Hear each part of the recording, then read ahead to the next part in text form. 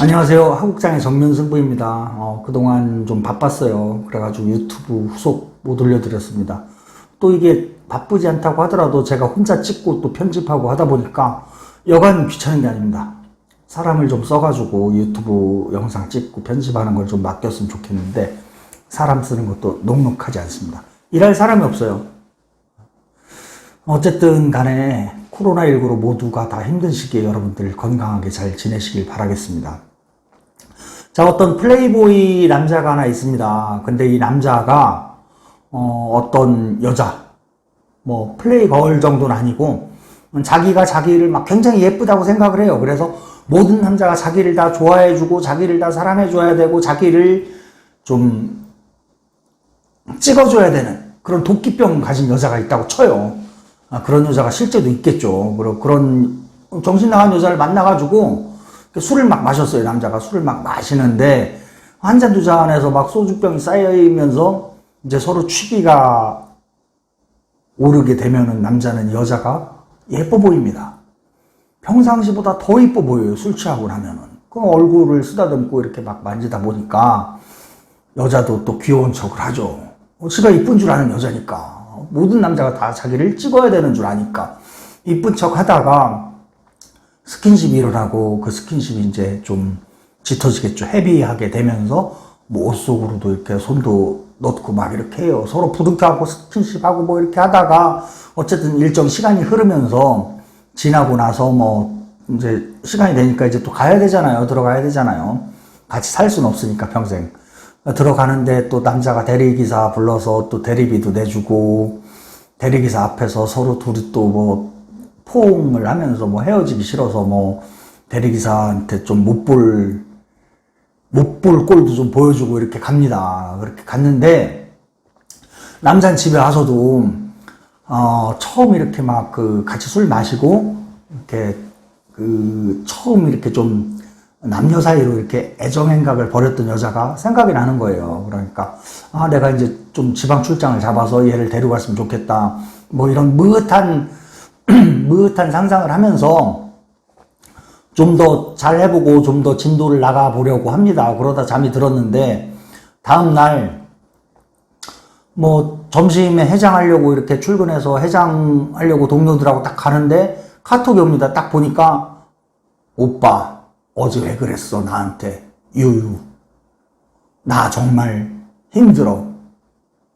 남자는 황당한 거예요. 같이 술 먹고 같이 부둥켜 안고 같이 스킨십하고 내가 대리비도 내주고 대리기사 앞에서 가기 싫다고 서로 포옹도 하고 했는데 느닷없이 남자가 또 당황스럽잖아요. 남자들이 이제 좀 얼빵하다고 하나? 좀 이렇게 대처를 잘못하는 남자분들이 많아요. 좀 정신 좀 바짝 차리시기 바랍니다.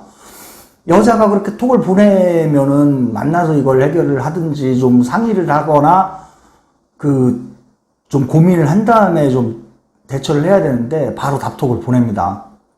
미안해 유유 나 어제 네가 진심으로 좋았는데 뭐 어쩌고 저쩌고 뭐 미안하다고 합니다. 거기서 끝났으면 상관이 없는데 며칠 지나고 나서 이 여자가 경찰서로 갑니다. 고소장 쳐가지고. 이유는 여러 가지 있겠죠. 자기가 속한 집단에서 어떤 입지를 굳히거나 금전적인 목적이 있거나 아니면 특히 자기 뜻대로 뭐가 안 되니까 그랬겠죠. 뭘 자기 뜻대로 하고 싶으니까 그랬을 수도 있고. 경찰서 가서 내가 술 먹고 의식이 몽롱한 상태에서 이 남자가 내 의사하고 상관없이 나를 강제로 추행했다. 이거는 형법상의 준강제추행죄에 해당된다고 고소장을 딱 넣어요. 그리고 남자가 미안해 유유 내가 어제 너 좋았는데 그래서 그랬는데 라고 답톡을 보낸 걸 제시하면서 이게 강제추행을 했다고 남자가 시인한 증거다 라고 얘기를 합니다. 남자 얼마나 답답해요. 경찰 가서 수사관한테 얘기를 합니다. 얘기를 하는데 수사관이 들으려고 안 해요.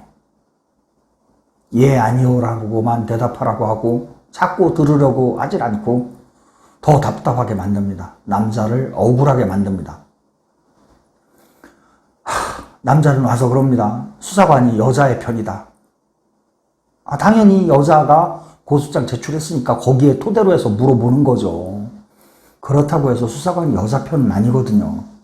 그런데 남자는 내 얘기 안 들어준다라고 생각을 해서 서운하게 생각을 하는데 내 얘기를 오히려 잘 들어주고 내가 하는 말을 다 받아 적어주고 나한테 커피도 갖다 주고 하잖아요, 수사관이. 그 건은 무조건 구속영장이 청구될 가능성이 많습니다. 조사받고 3일 안에 수사관이 다시 경찰서 나오세요 라고 하면서 괜히 조사 안 받고 저기 잠깐 앉아 계세요 라고 기다리게 하면은 영장실질심사가 시작되는 겁니다. 그렇게 되면은 일단 구속될 확률이 굉장히 커져요. 경찰서에 조사받을 때는 세 가지 중에서 선택을 해야 돼요. 하나, 나 무죄다라고 해서 명확하게 무죄 주장을 할 건지. 두 번째, 내 죄를 퍼펙트하게 인정하고 내 죄만큼의 처벌을 받을 테니 나를 선처해줘라라고 용서를 구하든지. 세 번째, 내가 죄를 졌는데 정말 피해자한테 뉘우치고 싶다. 피해자한테 금전적으로 위자를 해서 위자료를 지급해서 내가 피해자를 금전적으로나마 위자하고 싶다라는 의사를 밝히든지. 그 셋 중에 하나를 잘 밝혀야 되는데 중원부원 얘기하고 막 무슨 신천지의 그 신도들 막 방언 터지듯이 막 이상한 소리 하고 하면은 안 됩니다. 팩트 있게 냉철하고 날카롭게 송곳처럼 예리하게 진술을 해야죠. 오히려 형사님 내가 정말 강제로 추행을 했는지 거짓말 탐지기나 한번 하게 해주세요. 대신에 고소인 여자도 같이 거짓말 탐지기해서 같이 물어봐 주세요. 강제 추행한 게 맞니? 라고 물어봐서 내가 강제 추행한 게 아니라고 나는 진실 반응 나오고 여자가 거짓 반응은 나오면 어떡하실 겁니까? 라는 한마디. 수사관이 내 말을 안 믿어주고 상대방에게 자꾸 말을 걸고 물어봐 주거나 재판정에서 판사님이 내 얘기는 안 들어주고 상대방한테 자꾸 물어보고 뭐 있냐라고 한다는 얘기는 내 얘기는 더 들을 게 없다라는 거예요. 자료 제출이 다 됐다는 얘기고 상대방 자료 제출이 됐는데 그게 미심쩍기 때문에 자꾸 확인하려고 물어보는 거예요. 그래서 내 얘기를 안 들어주고 상대방 얘기를 많이 들어준다고 해서 결코 내가 불리하고 상대방이 유리하지 않습니다. 그러니까 상대방이 많은 얘기를 하는 와중에 송곳처럼 뾰족하고 날카롭게 칼날처럼 새파랗고 예리하게 상대방의 언어, 상대방의 진술을 탄핵할 수 있는 그런 수를 찾아내는 게 중요하죠. 나한테 물어보지도 않고 하는데 자꾸 덧붙여서 설명하려고 하지 마시고 억울함을 잘 감추고 포커페이스를 유지하고 아시겠죠? 결코 내 말을 안 들어준다고 해서 나한테 불리한 게 아니다. 나는 세 가지 중에 하나, 무죄 주장, 퍼펙트한 자백과 동시에 피해자에 대해서 금전적으로 후한 합의금을 제시할 용의가 있다라는 합의금 제시, 위자하겠다라는 의지를 경찰관한테 표출하면 돼요. 검경 수사권 조정이 돼서 검사가 수사하지 않습니다. 이제 경찰에서 조사받고 수사받으면 끝이에요. 다시 검찰 가서 뒤집기가 너무 어려워요. 여기서 잘 해야 되거든요. 그러니까 진술 잘 하시고 쉽게 말려들지 마시고 추궁한다고 해서 쉽게 미안하다고 하지 마세요.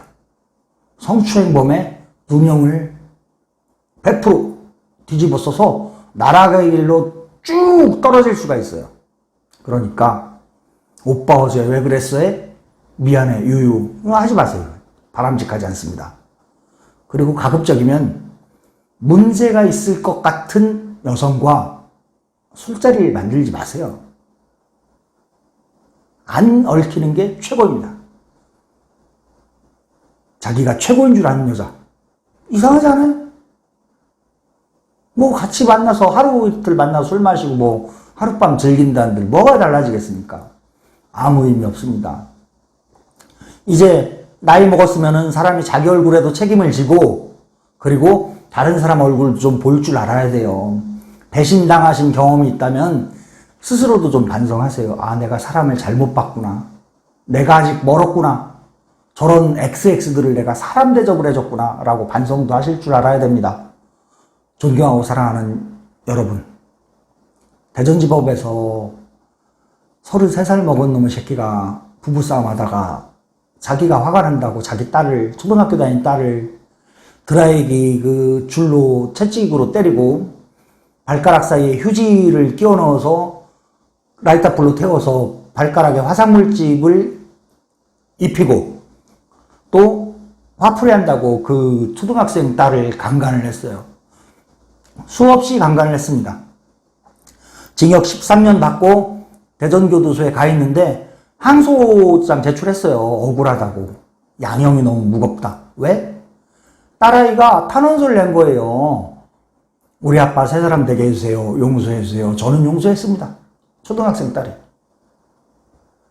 검사는 다시 한번 그 탄원서가 어떤 경위로 제출이 되었는지 그 어린 피해자의 진정한 의지가 맞는지 다시 한번 조사를 해보고 판사님께서도 그 탄원서가 진정으로 아이가 아빠를 용서해서 작성된 탄원서인지 살펴봐야 될 필요가 있다고 생각을 합니다. 존경하고 사랑하는 여러분, 너무 많이 힘드실 걸로 압니다. 특히 자영업 하시는 소상공인 여러분 굉장히 힘드시죠. 엊그저께 관저초등학교 가니까 그 어린아이들이 줄 서서 코로나 검사 받더라고요. 꽤 깊숙이 들어오잖아요. 의젓하게 아이들이 그 코로나 검사 받는 거 보면서 코끝이 찡하고 막 눈물 핑 돌고 그러거든요. 아이들이 참 대견하고 고맙고 아이들한테 늘 미안한 그런 기성세대가 아닌가 싶습니다. 저 학력고사 본 세대이기 때문에 학력고사는 사지선다에서 정답은 하나고 나머지는 다 틀리다로 배웠거든요. 틀리다와 다르다를 구분하지 못하는 사람이 저희 세대거든요. 다를 수 있는데 그냥 무조건 내가 맞고 그냥 하나만 맞고 다 틀린 거고 그렇게 해야지 대학에 가는 거잖아요. 우리 때는 그랬었거든요. 지금과 다르게. 이런 어려운 시대에 우리 아이들이 늘어나는 노인들을 위해서 많은 세금을 내야 됩니다. 우리 아이들을 사랑하고 아이들을 아껴주시는 여러분들이 되셨으면 좋겠습니다. 건강한 모습으로 계시다가 다음에 다시 뵙겠습니다. 감사합니다.